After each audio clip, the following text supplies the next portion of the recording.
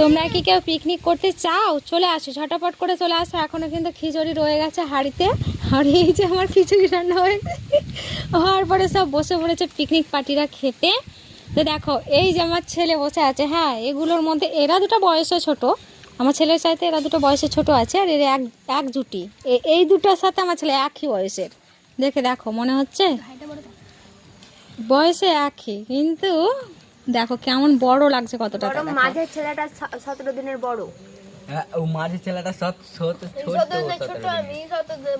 দিনের বড়, 17 দিনের ছোট বড়। ওরকমই হবে। রাহুল সবথেকে বড় আমাদের টিমের মধ্যে। হ্যাঁ,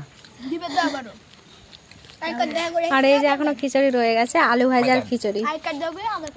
আর আমি ওদের খাওয়া হলে আমি খাবো লাস্টে, একটুখানি খাবো। আমি খিচুড়ি ভালো লাগে না খেতে, এইটুকুনি খাবো প্রসাদ হিসাবে। হিসাবে না, মনে করে খাবো। হ্যাঁ, কাজটা ফেটে গেছে নাকি ক্যামেরা, সেটা বুঝতে পারছি না। না